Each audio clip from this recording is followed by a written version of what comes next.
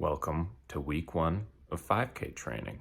It is just about a little after 5 in the morning. It is a weekday, so I'm trying to get this workout done before I get started with work today. Pretty simple threshold workout, a session similar to ones that I do pretty regularly. We're gonna kind of dial in what that is today. I've been running my thresholds around anywhere from like 620 to 625 in recent weeks. So we're gonna try to target that for those 10-minute reps here, and kind of officially the first workout of my 5K training for this June 5K.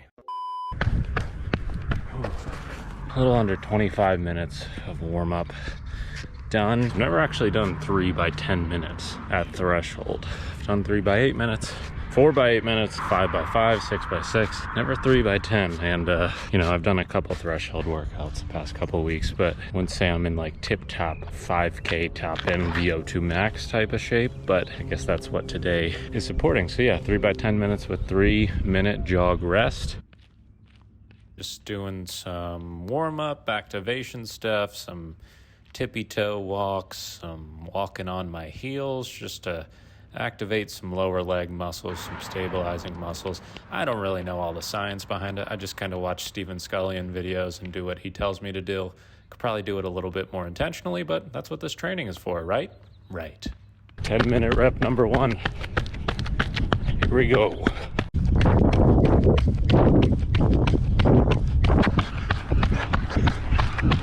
And rep down on the 3-minute recovery jog now. I think I came in right at 624, 625 a mile. Pretty good, all things considered, coming off a race. Threshold was a little bit faster a couple of weeks ago, but I'm not upset with that first rep. So get this recovery and then into rep number 2. All right, rep number 2. Here we go.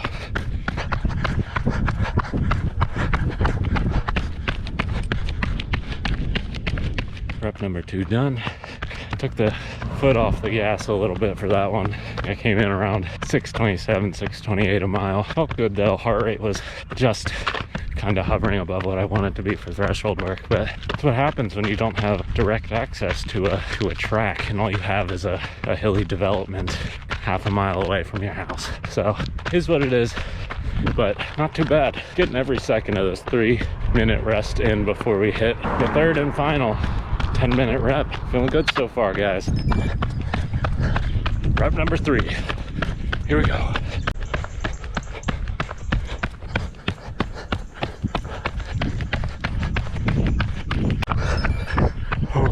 And that's it, the final rep. I think I ended around 628 a mile on that final one. Definitely important to consider threshold and effort over an exact number when you're not exactly in race shape yet. You might have a specific pace range in mind, but when you're early on in a training block, it should be a lot more reflected by your effort level than the paces say that you were hitting when you're in your best shape. Hit just over 8 miles on the total of the warm-up, all the reps and the rest. So just gonna cool down to 10 miles, solid Wednesday workout.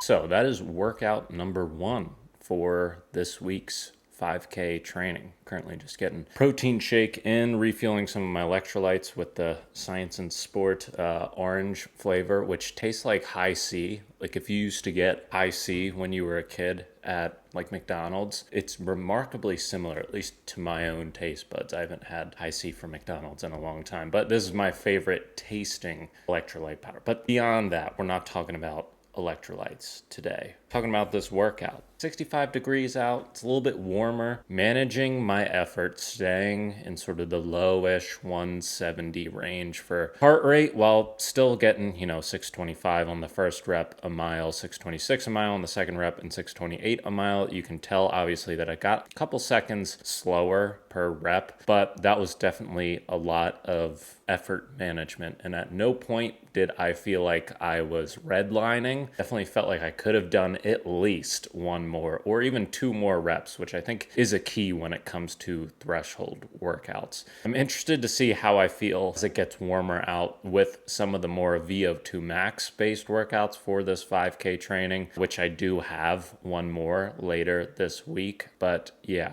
today's Wednesday.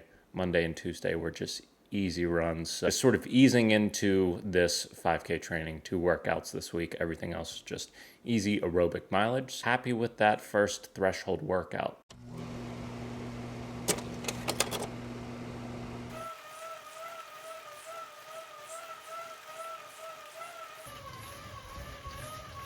All right, it is Thursday morning, getting some early morning cycling in. I usually like to bike outside more, but early morning weekday, probably safer to stay off the road, get things done inside. But yeah, just like to supplement some of the higher impact VO2 max stuff, especially early on with some low impact cross training. So as long as it's at least an hour, gonna get that in this morning, hopefully get a quick lift in strength session this afternoon, and that'll be pretty much everything for Thursday.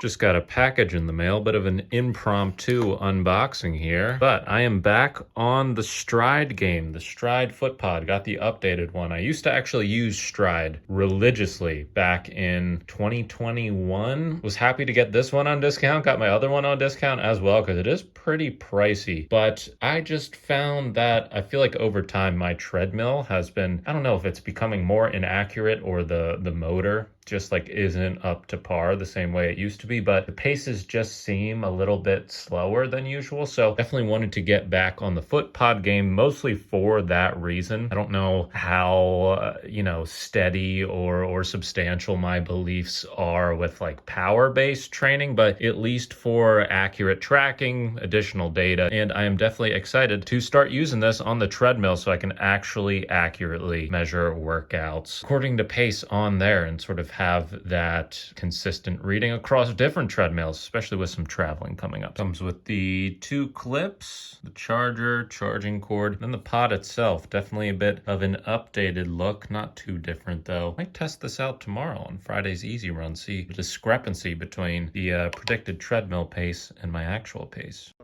So I was a bit impatient and decided to go jump on the treadmill just to sort of test out the calibration of the pod in comparison with the estimated speed, output, and settings of my treadmill. And wow, if this Stryd FootPod is as accurate as it claims to be in regards to actual pace data and estimates in comparison or even up against what the treadmill claims to be, this is definitely encouraging based on the Stryd data and completely disappointing based on my treadmill, because for this first portion, I kept it for about 45-50 seconds pretty steady at 7 miles an hour. That is about 8.5 minute mile pace. Yet the Stryd was reading that I was pretty much sitting at like 10 flat pace. So if that's true, that my treadmill, like not great for the treadmill's accuracy. So after 7 miles an hour, I increased it to 8 miles an hour, which again, if you're doing quick math, that is about 7.5 minute mile pace. And it read as 8.5 or even 8:40 mile pace, but mostly in that 8:30 range. And you can see that the Stryd was definitely holding steady with its estimates as my treadmill was remaining steady with its speed output. So it is at least accurate in reading those speed increases. And after that, I went from 7 to 8 up to 9 miles per hour, which 6 minutes, 40 seconds per mile. And that was reading right at 7.5 minute mile pace. And then I maxed my treadmill out, which goes up to 10 miles an hour, which should be 6 flat pace. And it was reading closer to like what my marathon pace is with 650, 652-ish a mile. It definitely fluctuates because your human foot is not moving at the exact same speed when you are on a treadmill.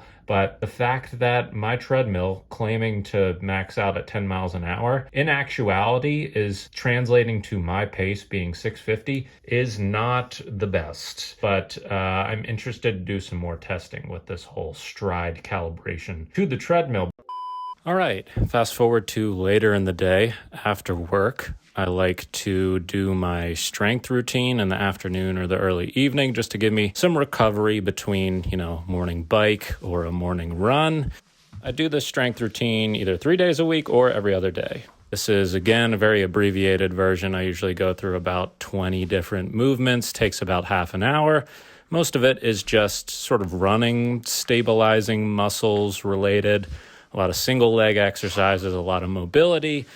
single leg strength, lower body strength, balance, that kind of stuff. So single leg deadlifts, single leg squats, single leg calf raises. We got some kettlebell swings, whole lot of stuff, mostly related to glute strength, lower back stuff, hip flexors, calves, quads, hamstrings, you name it.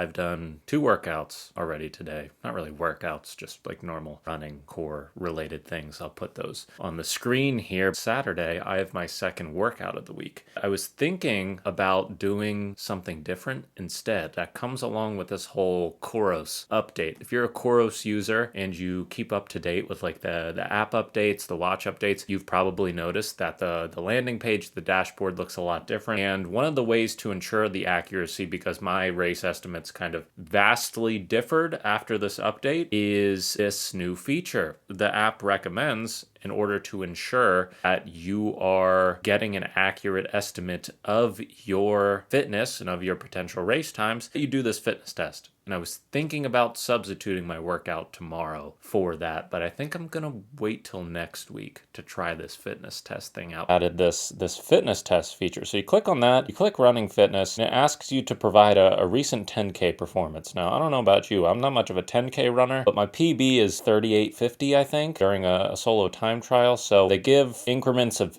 2 minutes. So I'm going to say that it's less than 40 minutes. We'll use that as an estimate for an example here, and recommends to run it on flat terrain. So you click on test guide, you get a 5-minute warm-up followed by steady running for 25 minutes. So based on a 40-minute 10K or slightly faster than a 40-minute 10K, it recommends that you run 25 minutes between 7:15 pace, 6:34 pace, followed by steady running of 3 minutes between 6:34 and 5:54, followed by another steady running 3 minutes between 5:54 and 5:30, and then if you can continue on, a 3-minute portion, 5:30 to 4:58, and if you can continue on again, 4:58 to 4:26, followed by a 5-minute cooldown. So it seems pretty similar when you think about official VO2 max tests, sort of like increasing the pace for these increments of time. So I'm definitely going to try this next week, so stay tuned for that.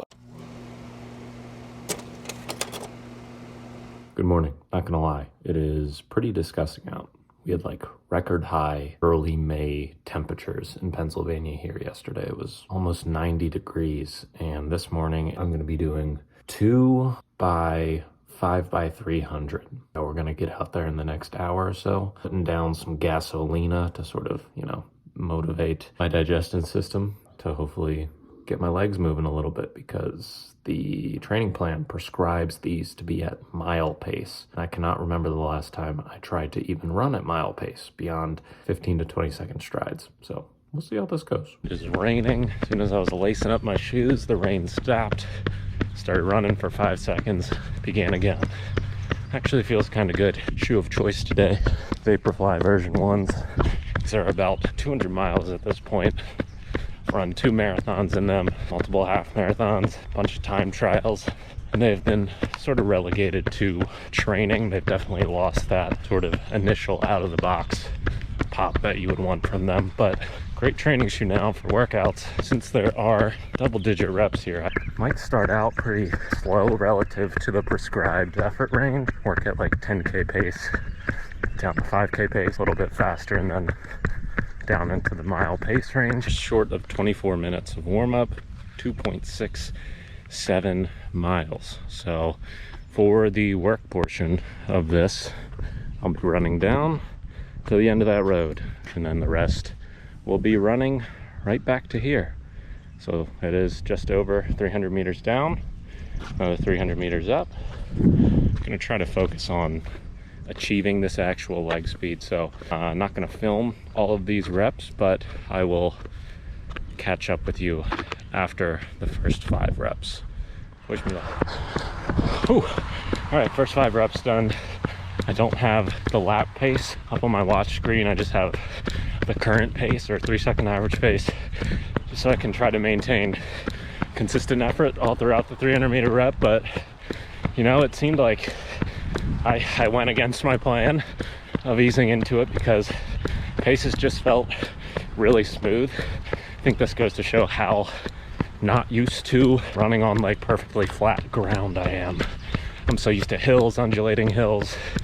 I do all my other interval workouts on like a hilly loop. It's nice to run on something flat. I'll put the rep times on the screen because I do not know what they are through this first set of 5. But yeah, training plan between the sets of 5. I believe it's a 4-minute jog. So I'm gonna try to recover on this jog and then finish strong with these last 5 reps. But yeah, feeling good so far in this rain. Oh, saving grace. Got a breeze, got some rain, definitely keeping me cooled down. What looked like a possible detriment is actually a hidden blessing in disguise. All right, rep number 1, the second set, 6 reps in total. We're going.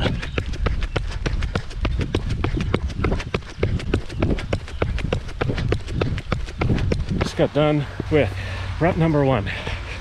Nice consistent effort. Felt like it was somewhere in the low mid 5-minute range, probably like 5:20s. The rain is really coming down now. Yeah, I'm gonna focus on not eating tarmac. Gonna put the camera away until we're finished with the 5 reps. Finish up with this run. All right, last rep done. There's 10 reps, 2 by 5, by 300 meters. ASAP Ferg got me through that last one. Decided to do, I think it was 3 of the last 5 on an obviously uphill portion, part of my route. So wanted to both take some pressure off my legs for those reps, but also keep the leg speed up and see what I could do. So haven't seen the rep times yet. I'll put them on the screen, all of them here. Full complete workout. Gotta cool down to 8 miles now, so it's gonna be a little over 1 mile cool down, but I call that a successful day at the office. That is it for the first week of 5K training. For the final part of my 2 workouts, kind of reviewing my times and my paces. Looked like I was pretty much spot on to what I was pretty much aiming for effort wise. I wasn't looking a ton at my watch, just trying to run by feel, and I kind of ended up averaging and sort of landing on what my previous like mile PB was with mile pace. So most of them landed somewhere between 5:15 and 5:30, and overall all the reps were between a minute flat and a minute and 4 seconds. So I'd like to stay in that minute flat range in the future for 300 meter reps. Tomorrow I'm just gonna kind of do pretty easy, at most steady paces for my long run. Probably gonna keep it somewhere between 12 and 14 miles, especially coming off a workout, not having a longer run yet this week. Don't want to push my body too incredibly hard when it comes to overdoing volume in this 5K block, while I still want to maintain what I would consider long run, as this is all still what I would consider base building in preparation for this fall marathon season. So I'm happy with the way the workouts went this week. Definitely eager to try out this Coros fitness test during next week, because even after this pretty hard workout that I just did, like actual VO2 max efforts, my like run fitness predictor really didn't change that much. So I really do think you need to dial in your Coros fitness assessment with this fitness test. So we'll catch up then. Peace.